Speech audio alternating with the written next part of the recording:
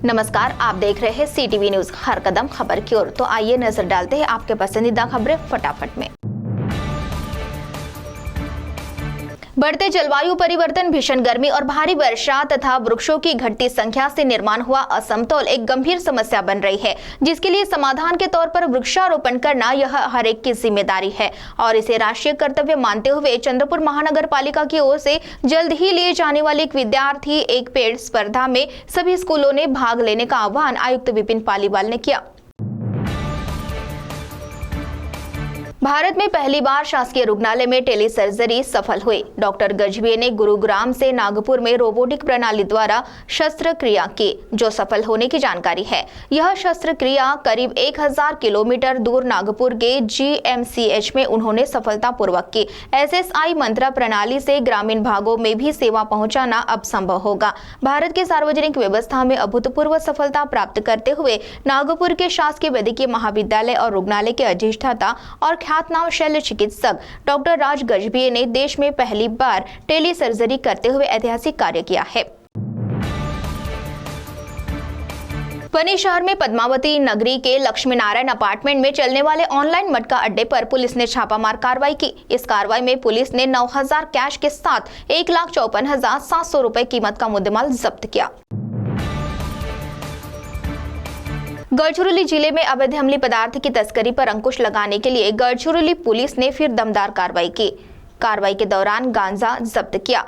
कुरखेड़ा उपविभाग के मालेवाड़ा पुलिस मदद केंद्र के कार्य क्षेत्र में 2 अलग अलग गांव में यह कार्रवाई की गई। 2 तस्करों को गिरफ्तार कर करीब 5,05,030 रुपयों का माल जब्त किया गया।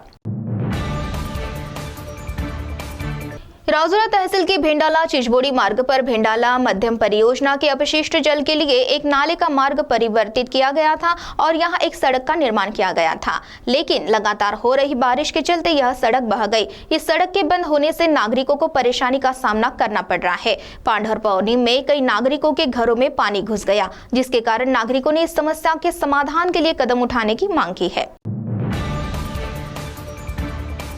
बल्लारपुर के बालाजीवाड़ निवासी संतोष सचदेव अपने परिवार के साथ घर को ताला लगाकर बाहर गए थे। तभी रात में अंधेरे का फायदा उठाकर चोरों ने ताला तोड़कर घर में प्रवेश किया।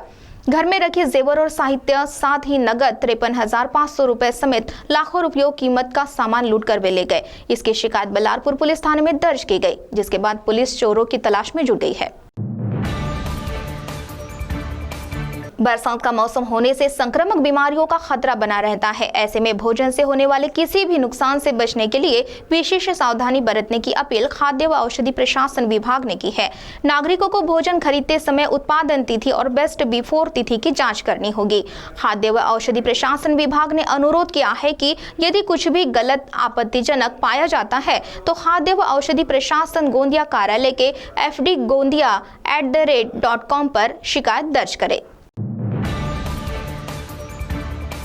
लगातार हो रही बारिश के कारण रास्तों की हालत बद से बदतर हो गई है। बारिश के चलते रास्तों पर बिछाया गया डांबर उखड़ चुका है, जिससे कई जगह रास्तों पर गड्ढे पड़ गए हैं। जोरदार बारिश के कारण नाले ओवरफ्लो होने से रास्तों पर पानी भर गया, जिससे गड्ढे दिखाई नहीं देते और हादसे हो जाते हैं। इन रास्तों पर पड़े गड्ढों में पानी जमा होने से मानसून पूर्व की गई नाले सफाई का सच अब सामने आया है।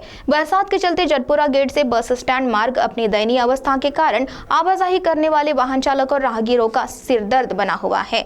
इसी के साथ शहर की अन्य सड़कों का भी यही हाल है। रिहायशी इलाकों में शराब की दुकान, सट्टे की दुकान, बार एंड रेस्टोरेंट, ताड़ी की दुकान होने से यहां से गुजरने वाली महिला और छात्राओं को परेशानी होती है। इतना ही नहीं तो नाबालिग लड़कों को इसकी लत लगने से उनका भविष्य खतरे में आ सकता है।